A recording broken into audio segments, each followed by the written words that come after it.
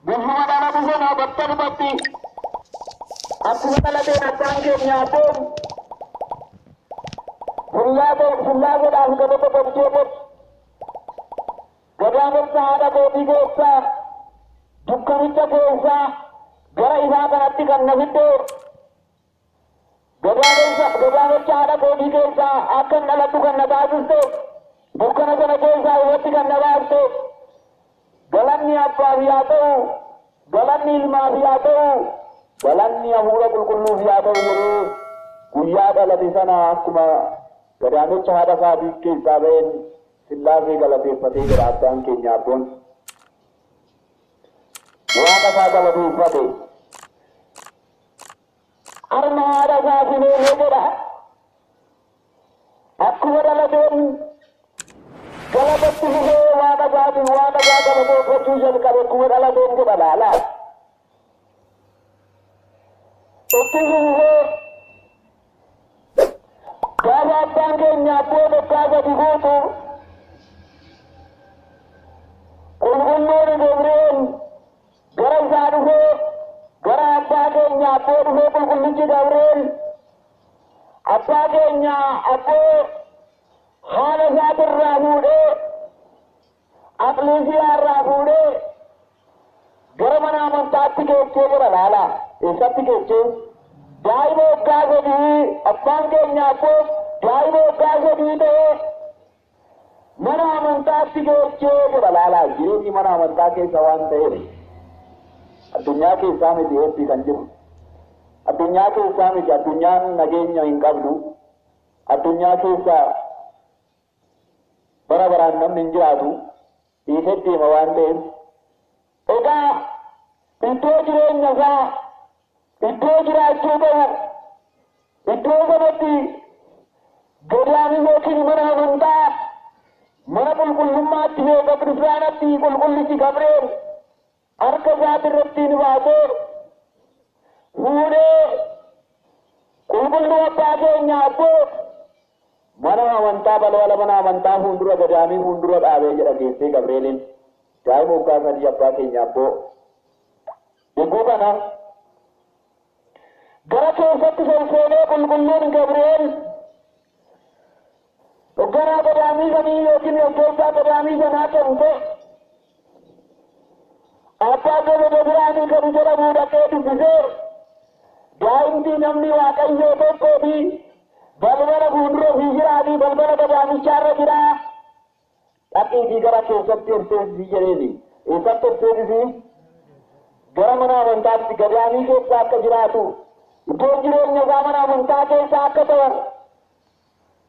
jain ti jebe na jain balbala rafi churu gana e se ke sattir se dijere balbala hiji gabrel jitpi gadami gana sebe Abangke nyapo na tiket ke sebe to na kali sal nije hono mana manta ko na gen ka ka dilachu ko ega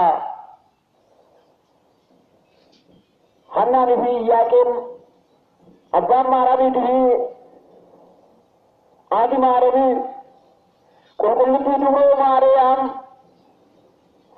ware kabir gar ka panindo da janti ke nyukun ni akaba jajin tumbarwanu mana wakayo akaba jajin tumana wakayo tibechu kabna dursa ware kan arganne ya wakayo garayo nunke ni de tinke de yenne to wakayo siladi da galle wakayo mo jaima kan nunke ne wande janti ko digura to indale garamana mantati ke dine mana mantati ke dine jani adi marami ya tam marami kulkullu tiduro mariam Bagani gara mana kulkullu mati mana mantati ke jani aku magar janna daiwo kata di mariam kulkullu tinis abba ke nyapo kata mati kulkullu cigawro mude gara mana mantagi sejira mati wa kayo ega kulkullu cibebe mana wakayo ke diracun gar da jereja mana wakayo ke diracun gar da barbachisa aito wakayo hila to wakayo ke diracun ne panage nyata bawande adunya ke diratani nage ni wani jirre se bi barabara e pilupu wani jirane bi Egaa addunyaa keessaa abbaa keenyaa fuudhee qulqullichi Gabriel gara mana amantaa sanaa geesse. Yogguu kana abbaa Zabada Biraanee kan jedhamu qulqullicha Gabriel irraa jecha kana akkuma dhaga'etti daa'ima balbala irra jiru kana gara keessatti ol seensisi jecha jedhu erga dhaga'een immoo gara balbalaatti balbala gadaanitti yogguu gadi ba'ee ilaalu abbaan keenya abboon daa'imti waggaa sadii ifa uffatee balbala irra dhaabbatee ture. Balbala gadaanirra dhaabbatee ture. Yogguu kana abbaa Zabada Biraan abbaa keenya abboo yogguu argu baay'ee itti gammadee abbaan keenya abboon kennaadhaan kan guutame ifaan kan guutame ifa uffatee ifaan guutame balbala irra daa'imti waggaa sadii dhaabbatee ture waan ta'eef abbaa Zabada Biraan fuula isaa arginaan baay'ee itti gammadee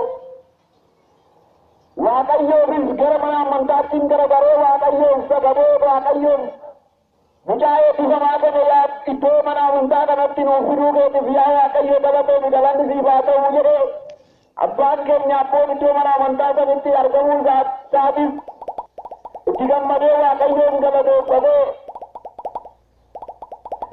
abbaa keenya abboo gara mana amantaatti ol galchee iddoo jireenya isaa gadaamii kana keessa taasisee jedha. Yeroo kanatti abbaan keenya abboon sooman qarannaadhaan guyyaa akkuma dhaabbatetti halkanis akkuma dhaabbatetti buna turee jedha. Waaqayyoon tajaajilaa Waaqayyoon walitti haasa'aa guyyuma tokko irree gadi hin taa'u ture. Guyyuma tokko irree akkasumaan akkas jedhaani ofitti siree lubboota turee jedha. Yaa lubbuu koo Waaqayyo fuulduratti yakka hojjettee boru saaxilamuurra ammoo jabaachuutii qabda haa jedhee lubbuu isaa jajjabeessa turee jedha. Laala yoon jabaachuu qabda jedhaani har'a jabaachuu qabda Waaqa kee galateeffachuu qabda yaa lubbuu koo. Garuu kennaa dhabdee boru saaxilamtee cubbuu hojjettee Waaqa keetirra murtiidhaaf Waaqa kee fuuldura dhaabbachuurra jabina har'a jabaachuu qabda yaa lubbuu koo. Har'a Waaqa kee dubbitamuu qabda. Har'a Waaqa kee tajaajiluu qabda yaa lubbuu koo jedhee humna isaatiif ofittiin dubbata ture jedha abbaan keenya abboon. Eenyudha maatii Waaqayyo har'a ofii isaatti deebi'ee kan ofitti dubbatu. Kiristaannis ofitti deebi'ee ofii isaatti ofitti dubbachuu qaba. Anis isinis waa'ee amantaa keenya keessatti ofitti deebi'uu qabna maatii Waaqayyo. Ofitti deebi'uu qabna kiristaanota. Soomuudhaaf ofitti deebi'uu qabna. Kadhannaadhaaf ofitti deebi'uu qabna. Ofitti deebinee yaa lubbuu koo boru Waaqa kee fuuldura akkamiin dhaabbattaa? Cubbuu kana hunda baattee, dogoggora kana hunda baattee, balleessaa kana hunda baattee, sobaa turtee, hataa turtee, sagaagalaa turtee, machaa turtee. Yaa Waaqa kee fuuldura boru akkamitti dhaabbatta yaa lubbuu koo ofitti deebii ofii yaadadhu jennee ofitti deebinee yeroon ani isinis ofitti deebinee of gaafannu yeroon isaa ammoo maatii Waaqayyo. Waa'ee amantaa keenyaaf yeroo of gaafannu ofitti deebina maatii Waaqayyo ofitti deebi'uun barbaachisaadha. Ofitti deebi'uu yogguu jennu waa'ee keenyaaf waa'ee amantaa keenya abbaan keenya akkoon ofitti deebi'ee ofuma isaatiif in saaxilamta boru yaa lubbuu koo hin jedha ture.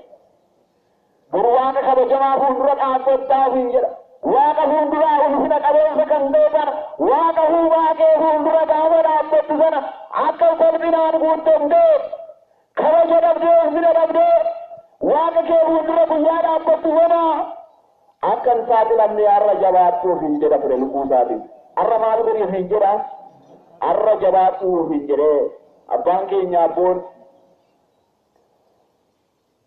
kadhannaa isaa cimina amantaa isaatiin Isxifaanos fakkeeffamee akkasuma gadaamii sana keessatti kitaabota mana amantaa baratee jira. Adaraa jedhee qulqullichi Gabriel mucaan kun as keessa yaa jiraatu.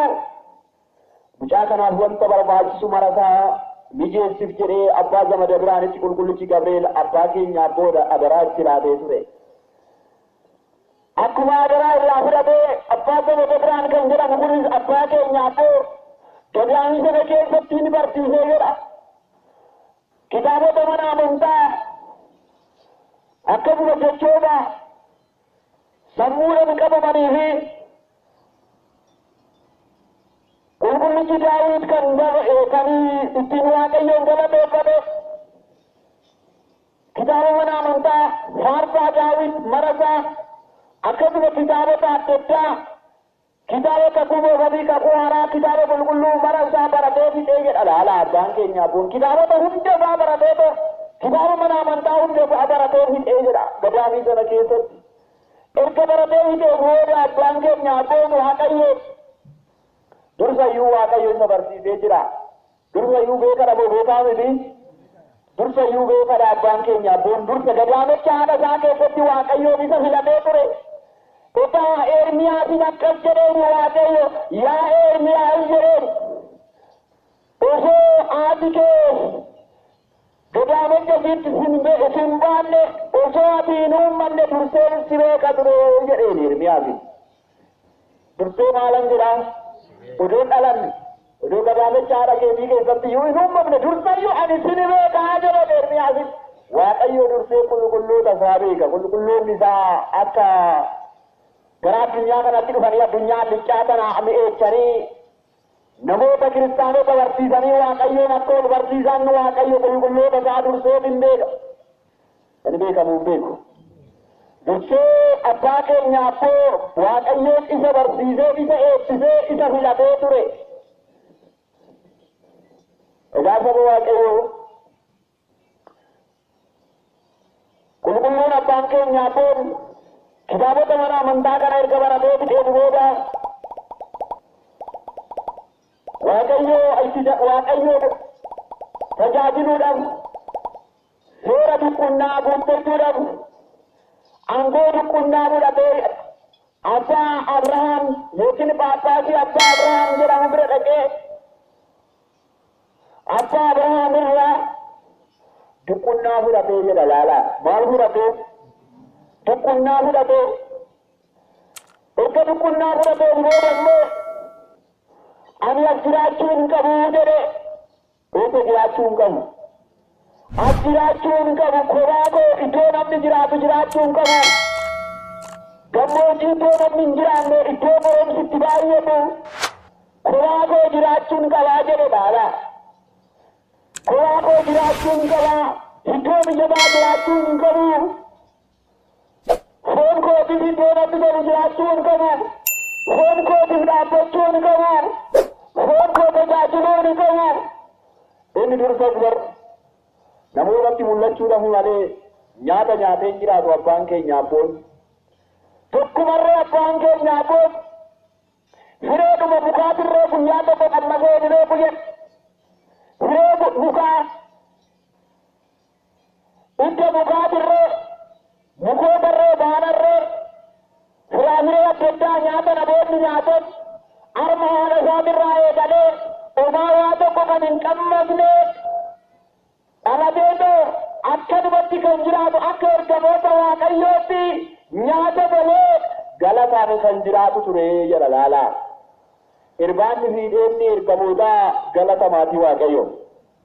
Afaana jirtu sagaleen Waaqayyoo nyaata moo nyaataa miti? Warra amantaa qabaniif warra Waaqayyoo eebbiseef warra Waaqayyoo jaalateef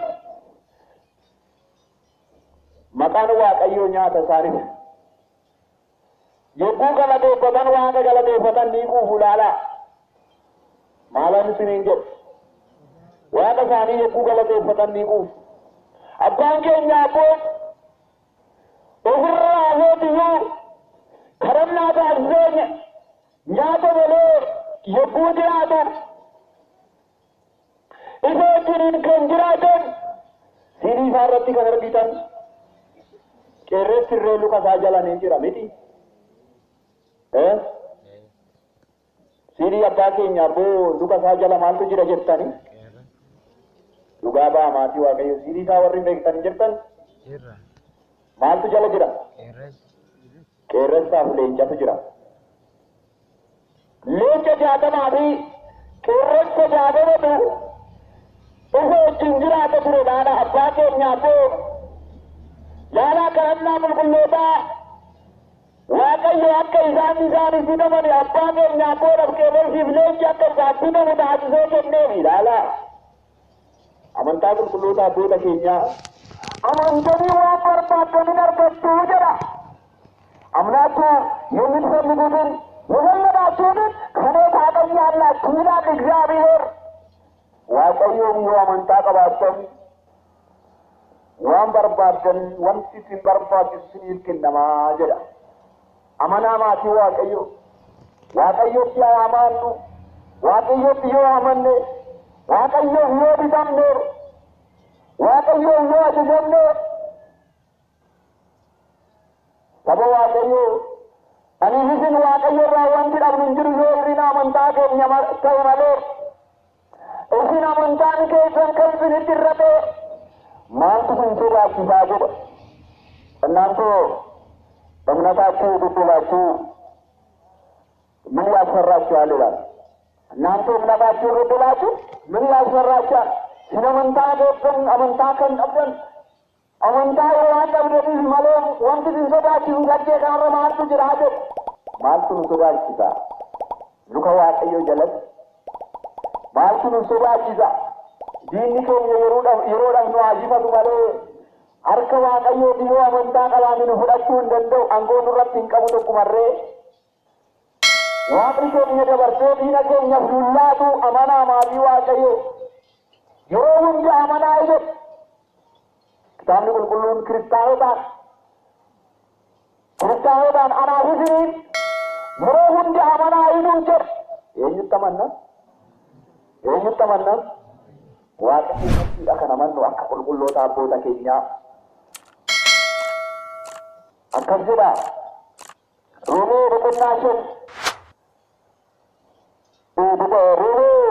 boqonnaa saddeet lakkoofsa shan irratti akkam jedha jaalala waaqayyo irraa jaalala kiristoos irraa maaltu adda nama baasaa jedhu jaalala waaqayyo irraa maaltu adda nama baasa duuti adda nama baasaa duuti waaqarraa adda nama baasaa hin baasu duuti waaqarraa adeemni adda nama hin baasu deemuun adda nama hin baasu godaanuun adda nama hin baasu waaqayyo irraa amantii dhabuun adda nama baasu cubbuudhaan guutamanii bitaa dhaabbachuutu adda nama baasu malee kiristaanni yoo boqotes mana waaqayyoo dhaqa addunyaa iddoo bu'aa ba'ii qabdu iddoo dadhabbii baay'ee qabdu kana keessa